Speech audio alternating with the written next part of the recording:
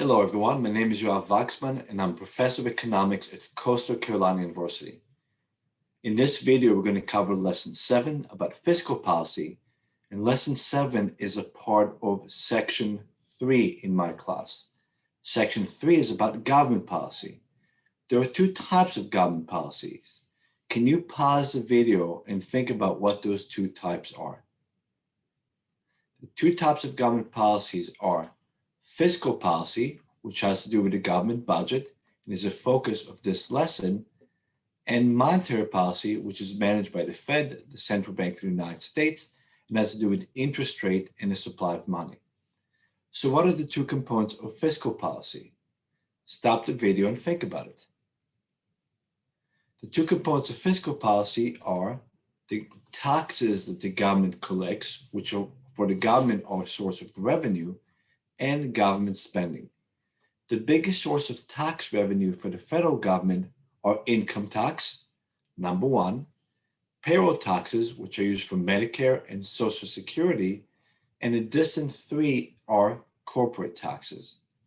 The biggest source of spending for the US government are Medicare and Medicaid, which are healthcare insurance programs for the elderly and for disabled individuals, as well as poor individuals.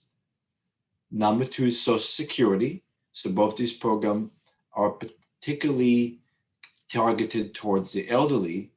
And number three is security and warfare. When we look at the government budget, there are three possibilities. If the tax revenue exceeds the government spending, you have a budget surplus. If those two are equal, you have a balanced budget. And if the government spends more than it collects in tax revenue, you have a budget deficit. Now, every time you have a budget deficit, the national debt grows. And every time you have a budget surplus, you can pay down part of the deficit. Many people advocate that we should have a balanced budget amendment requiring the government to balance its budget. In other words, not spend more than what it makes in tax revenue. However, there's a challenge with this amendment. Think about what's going to happen during a recession.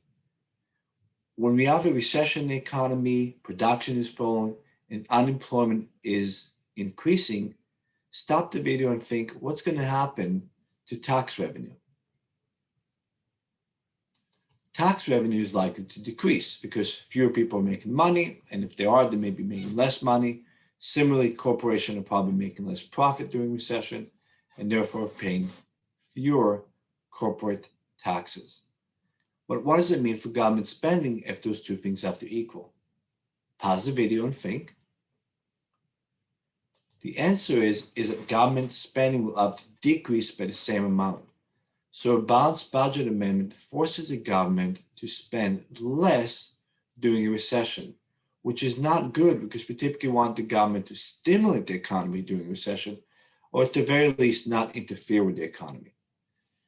The balanced budget amendment is essentially a pro-cyclical policy. A pro-cyclical policy means that it goes with the business cycle. So during a recession, when the economy is going down, a balanced budget amendment would force the government to spend even less and push the recession further down. During expansion, when the economy is expanding, employment is growing, and the government is collecting more tax revenue, the government is forced to spend more, which may create more inflation. This is hence a pro-cyclical policy. What we want the government is either to not intervene in the economy or use countercyclical policies that would balance the economy. In other words, when the economy goes to recession, we want the government to stimulate the economy and move it up. When the economy is expanding too fast, creating too much demand pull inflation, we want the government to reduce spending, increase taxes, and raise interest rate to slow the economy down, hence going against the cycle. We can do some calculations with the budget. So let's use this example. Suppose that the government has a deficit of let's say 200 billion. Government spending equals 700 billion. So what does the tax revenue equal? Pause the video and think about it.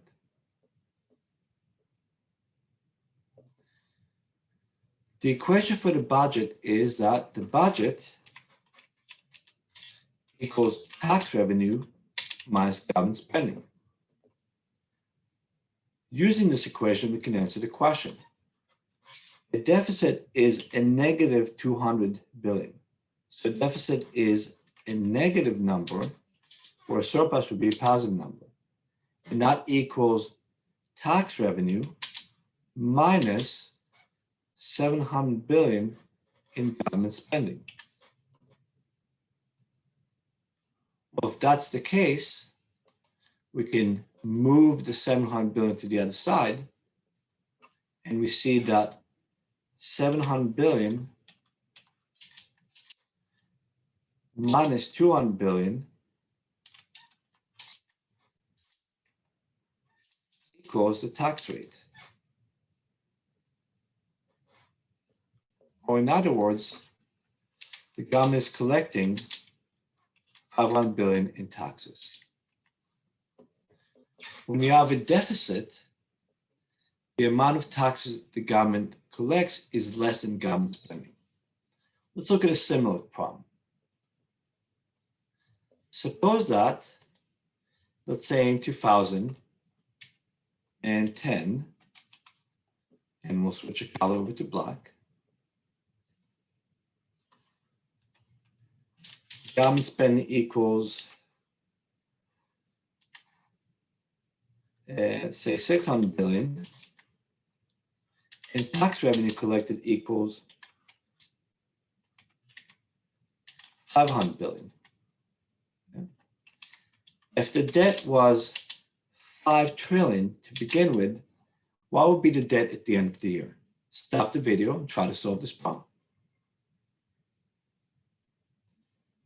What we can see from this problem is that government spending exceeds tax revenue, so we have a deficit of 100 billion or 0.1 trillion. Every time we have a deficit, the debt increases, so the debt goes up to 5.1 trillion. If we had a surplus, on the other hand, let's say a surplus of 100 billion, the debt will go down to 4.9 trillion. So the point is that every time we have a deficit, the debt will grow by that amount, and every time we have a surplus, the deficit would, or the debt will decrease by that amount. In lesson 7, we also covered the different schools of thoughts. Let's look at that more carefully. There are 4 schools of thought, starting with classical economists. A school of thought is a philosophy or a belief about what the government should do. And classical economists believe that the government should not intervene in the economy. And there are a couple of basic reasons for this belief. One of them is that they believe that automatic stabilizers like welfare payment, unemployment compensation, and a progressive tax system will already stabilize the economy.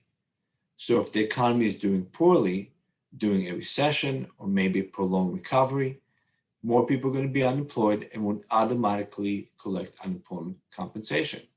More people will also be eligible for welfare payment, which again will happen automatically, and overall people will pay less taxes because they're going to end up in a lower tax bracket.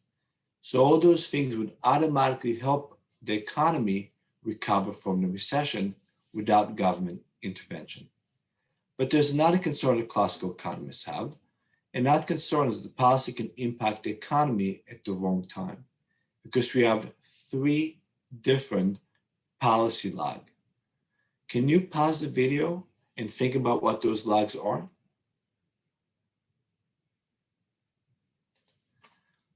Those lags are the recognition lag. It takes time to recognize what's going on in the economy. For instance, We only collect data about GDP once every 3 months. And even then, we correct it once or twice before we get an accurate figure. If a recession by definition is 2 or more consecutive quarters with GDP falling, that means we have to wait at least half a year to recognize that we're in a recession. And even then, it might take a couple more months to measure GDP. So if a recession starts, let's say at the beginning of 2008, it might be until June or July of 2008 until we recognize we're in a recession. Once we recognize that we're in a recession, we also have a legislative lag. There's always debate between Democrats and Republicans as to what we should do. Generally, when we are in a recession, Democrats supporting increasing government spending, whereas Republicans prefer to cut down taxes. There's also debate between states as to where the money should be spent, with every senator and congressman typically pushing for more spending in their own state. Once Congress and the president create a budget and respond to the policy, it's going to take a time to impact the economy. So for example, if the federal government decides to stimulate the economy by building more schools and roads, it might take years before those roads are actually built. So by the time we recognize we're in a recession, argue and decide on what we should do about it, and the policy impact the economy, we may not be in a recession anymore. Therefore, as classical economists believe, the policy can impact the economy at the wrong time. But not everyone subscribes to the classical belief. We have another school of thought known as Keynesian economists, based on the theory of John Keynes, an economist that was active in the early part of the 20th century. John Keynes recognized that sometimes the economy gets stuck. And if you have a severe recession, what we call an economic depression, the economy can be repressed for a long time, and the government needs to step in and take action to try to stimulate the economy. John Keynes advised FDR, Franklin Delano Roosevelt, who was the president at the time of the Great Depression in the early 1930s. And he told him that the government needs to spend more money, cut down taxes, and figure out ways to stimulate the economy. So the basic belief of Keynesian economists is the government should use government policy to balance the economy. That means during a recession, the government can increase spending, reduce taxes, and lower interest rates. And during an expansion, particularly if there's too much demand pull inflation, the government can slow down the economy by increasing taxes, reducing government spending, and raising the interest rate. So for example, if the unemployment is 3.6%, inflation is 3%, or maybe a bit higher, why would the classical economists believe? The answer is a classical economist would say, don't intervene no matter what. The economy is going to fix itself and government can only make things worse. Why would a Keynesian economist say? Keynesian believe in government intervention to balance the economy. So it would probably advocate, given the relatively high inflation rate, the ideal rate of inflation is 2% or lower, and the quite low unemployment rate, that we need to slow down the economy. This is known as a contractionary policy. And the way we can do it is by increasing taxes, lowering government spending, or raising interest rates. Similarly, if the unemployment was very high, let's say the unemployment was 7 or 8%, anything above 5% is considered higher than the ideal when it comes to unemployment. But inflation was low, let's say 0.5% or 1%, a classical economist would still advocate we do nothing, but a Keynesian economist would advocate that the government would stimulate the economy by, for example, increasing government spending, lowering income and corporate taxes, or lowering interest rates to encourage borrowing. So these are the two main schools of thought, classical economists and Keynesian economists with opposing view. There are two more minor schools of thought. One of them is supply side economists. Do you know what they believe? Supply-side economists believe that the government should focus on production. They believe that the government should be small, have low taxes, particularly for corporation, encourage domestic production, sometimes by using tariff and other means to protect companies from foreign competition. Many Republicans subscribe to the supply side belief, whereas many Democrats subscribe to the Keynesian belief.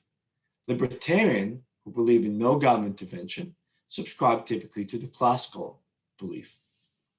Finally, monetarists are similar to Keynesian in the sense that they do want the government to balance the economy, but they prefer the government focus solely on monetary policy. With monetary policy, it's easier to get the economy going and slow down. For one thing, the policy and decisions are made by the Fed, and they don't have to be debated in Congress or in the White House. So the legislative lag is usually short.